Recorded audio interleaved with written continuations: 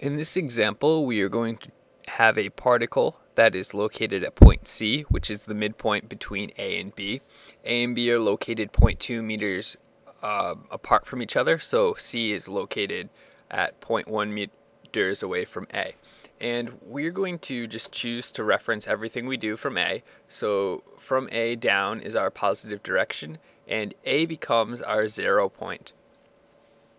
And this problem states that the particle is released from rest and it moves downward. So when we let this particle go, it's going to start to move towards B. And we're interested in finding what the velocity of this particle is when it gets to point B, and how long it takes the particle to get from point C to point B. And we are given that its acceleration is equal to 4x meters per second squared. And since we know its acceleration is a function of position, we can't use kinematic equations to get any of these unknowns. We're going to have to go about this a different way. So one way is, if we know that our acceleration is equal to our velocity times the derivative of velocity with respect to position. This is an equation for acceleration that we've come up with before. We have this equation right here, so this expression for acceleration, so we can plug this acceleration in for the acceleration here. So we get 4x is equal to the velocity times dv dx. And then we can separate our variables and we can integrate. So we'll move this dx over to the other side, and we get 4x dx is equal to v dv. And we want to integrate both sides, so we just have to come up with bounds on our integrals.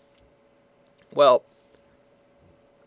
we're going to go from a final position x to an initial position, and this initial position is 0.1. And we are going to go from a final velocity v to an initial velocity, which is 0 because it's released from rest. And when we evaluate these integrals, we get 4x squared over 2 evaluated from x to 0.1 is equal to v squared over 2 evaluated from v to 0. So when we plug in our bounds, well, first we can simplify this a little bit and get 2x squared. So when we plug in our bounds, we get 2x squared minus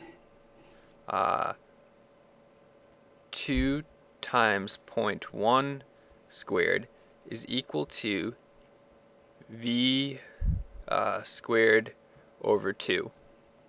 So now we're able to multiply both sides by 2, so we get 4x squared minus 4 times 0.1 squared is equal to v squared. And we can factor out a 4 and take a square root, so we get that v is equal to the square root of 4 times x squared minus 0.01 if we perform this 0.1 squared. So this is our equation for velocity. And if we evaluate this at x is equal to 0.2, we get that our velocity is equal to the square root of 4 times 0.2 squared minus 0.01, and we get the velocity is equal to 0.346 meters per second. And when I do this, these 4 needs to be multiplied by everything. Okay, so we know that our velocity of b is equal to 0.346 meters per second. So we could have, when we evaluated this integral, instead of evaluating it from x to 0.1, we could have evaluated it from 0.2 to 0.1, and we would have still got the same answer. However, this expression for velocity is more important as we're going to need to use it to solve for this t. So we have an expression for velocity. So the velocity is equal to the square root of 4 times x squared minus 0.01. And what I'm going to do is I'm going to take the square root of 4 right here. So I'm going to bring a 2 outside the square root. So I have 2 times the square root of x squared minus 0.01. And this is equal to velocity. And we know that velocity is equal to dx dt. Now, we can plug in what we know for velocity onto this side of the equation. We get that 2 times the square root of x squared minus 0.01 is equal to dx dt.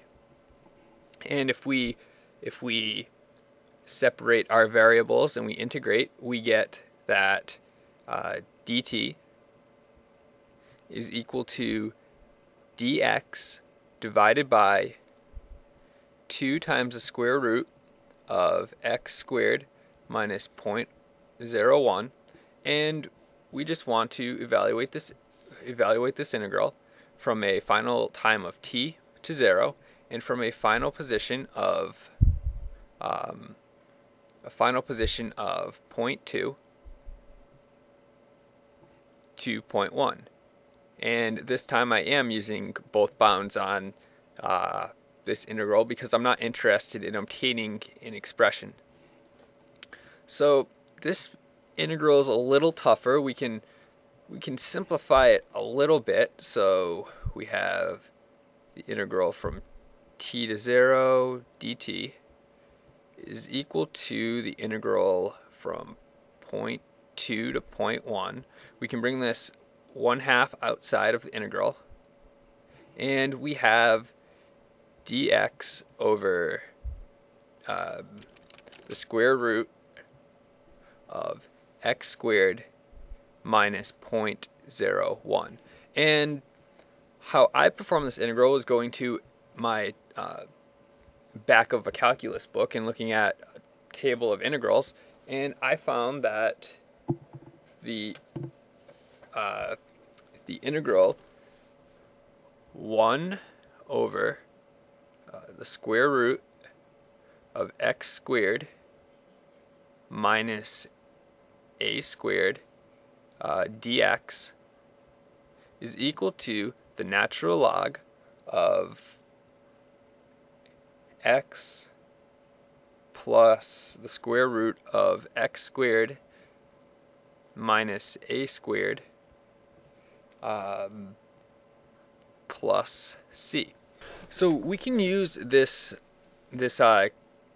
integral, and instead of this general form, we can plug in our numbers. We can ignore the c, and we get that t is equal to 1/2 times our integral, which is the natural log of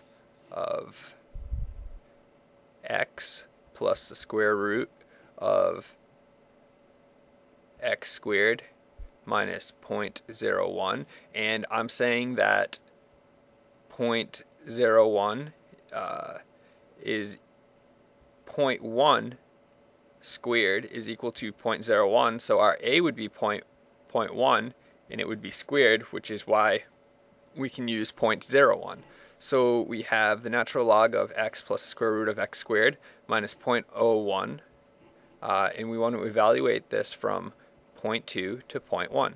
And when we do this, we get t is equal to 1/2 times the natural log of x plus x is 0.2. So 0.2 plus the square root of 0.2 squared minus 0.01, and this is our first term, and we want to subtract it from the natural log of 0.1 plus the square root of 0.1 squared minus 0.01. We know that this square root goes away because 0.1 squared is just equal to 0.01, so this goes away, and when we evaluate this, we have a time which is equal to 0.658 seconds. So that tells us it takes this particle 0.658 seconds to go from point C to point B.